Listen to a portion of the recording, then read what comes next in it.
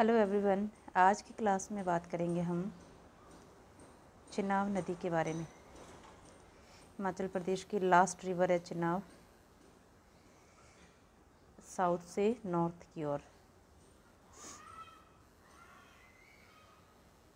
चिनाब नदी,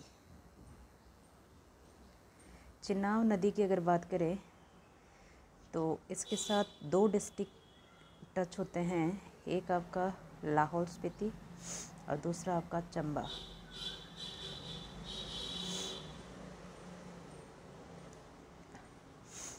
इसका उद्गम कैसे होता है,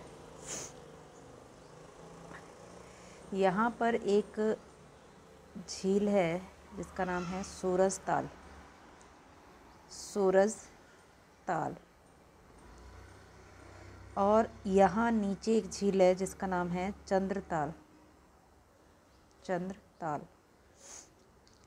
इनसे ये ग्लेशियर भी है यहाँ पर, और सूरजताल और चंद्रताल झील है। यहाँ से एक धारा निकलती है जिसका नाम है भागा, और यहाँ से एक नदी निकलती है जिसका नाम है चंद्रा। एक मिनट में इसको थोड़ा सा बड़ा बना देती हूँ लाहौल स्पीति को। ये ऐसे देख लेते हैं इसको। ये आपका सूरजताल और ये आपका चंद्रताल। सूरजताल से भागा नदी निकलती है और चंद्रताल से आपकी चंद्रा नदी निकलती है, और यहाँ तांडी नामक प्लेस पर आपस में मिलते हैं, और तांडी से आपकी नदी बनती है चिनाब। चिनाब आगे ऐसे चलते हुए यहाँ पर चंबा में बुरजिन नामक प्लेस से ये चंबा में एंट्री करती है, और फिर चंबा को छोड़ते हुए आपके ऊपर जम्मू कश्मीर में चली जाती है। यानी अगर उद्गम की बात करें तो इसका उद्गम कहाँ से होता है? तांडी से। ठीक है। यहाँ पर क्या है? सूरजताल। इसी सूरजताल के पास है बारालाचा दर्रा। बारालाचा दर्रा। और ये जो चंद्रताल है आपका, इसके पास एक गांव पड़ता है जिसका नाम है खोकसर। खोकसर गांव कई बार पूछ लेता है।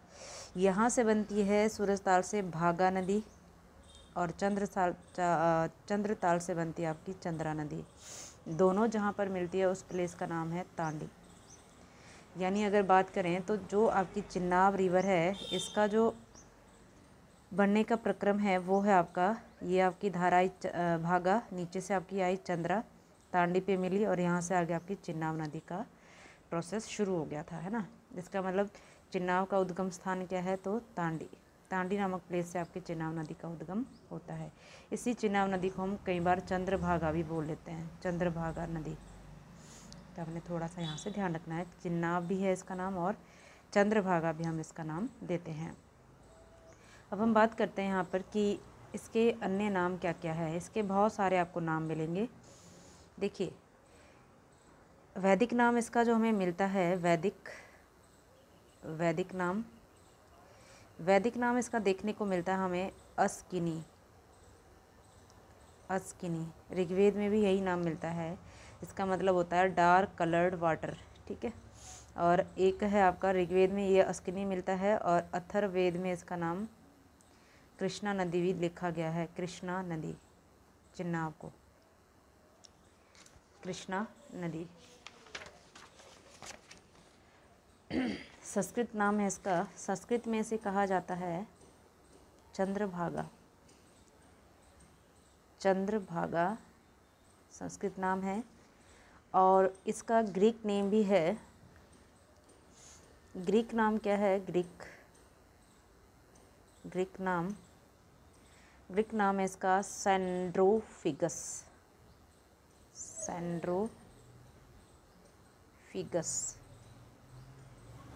सैंड्रोफिगस नाम है। ठीक है। और ये जो आपकी चिनाब नदी है, इसे आशिका दा दरिया भी कहा जाता है। यहाँ पे बहुत सारे प्रेमियों की कथा जुड़ी है इस नदी से। आशिका दा दरिया ऐसा कहा जाता है। सोनी महिवाल हुए, आपके हीर रांझा वगैरह हुए, इनकी प्रेम कहानी भी इसी नदी के आसपास थी।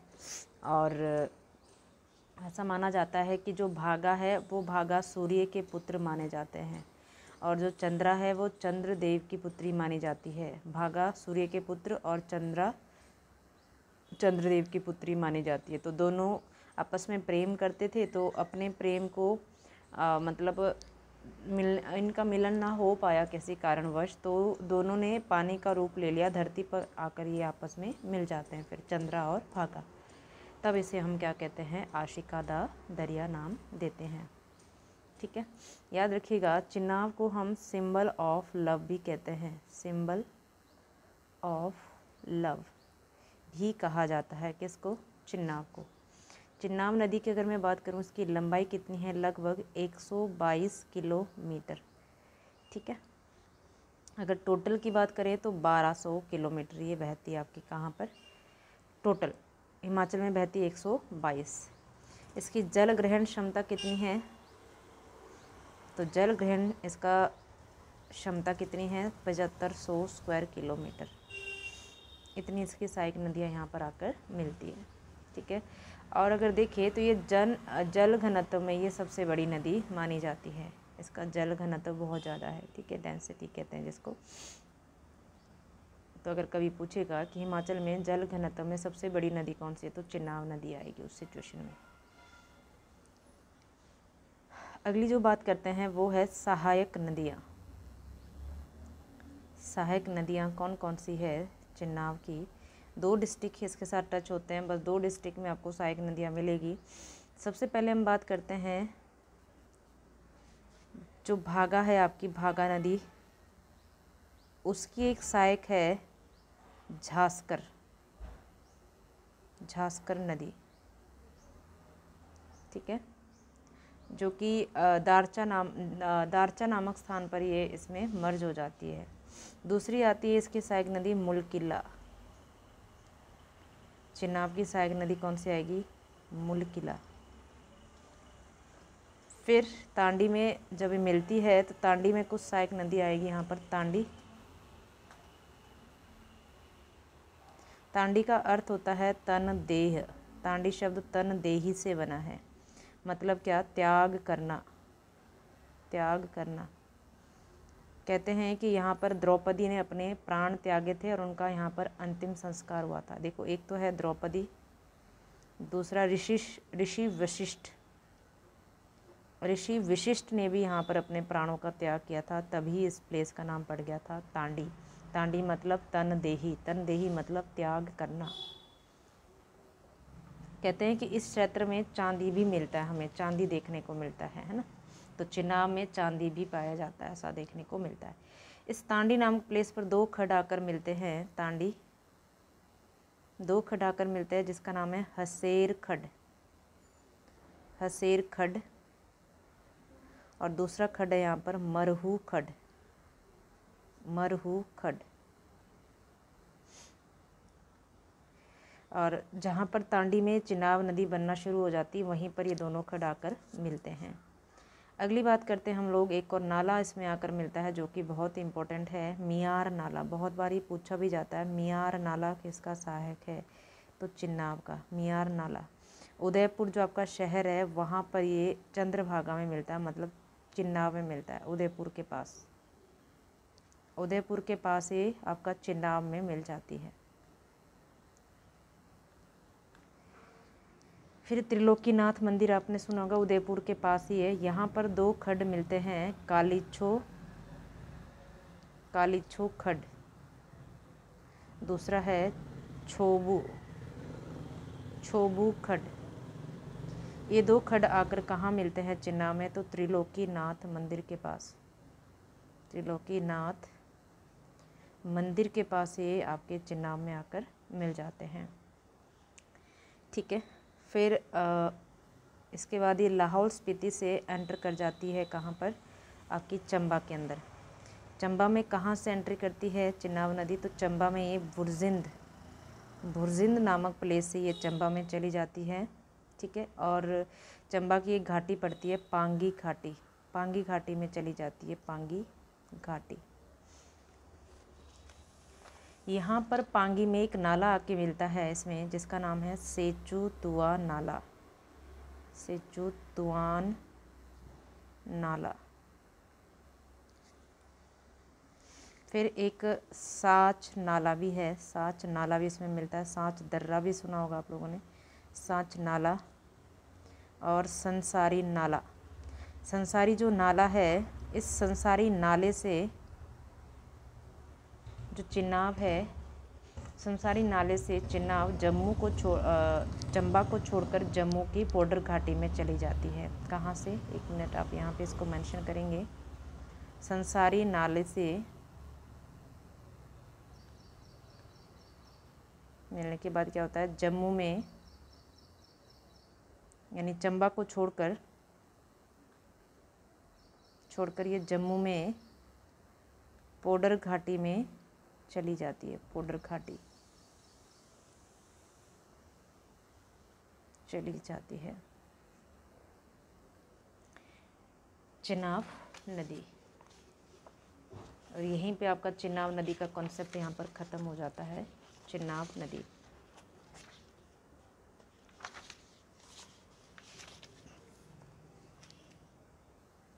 चिनाब नदी में हमने क्या पढ़ा, देखिए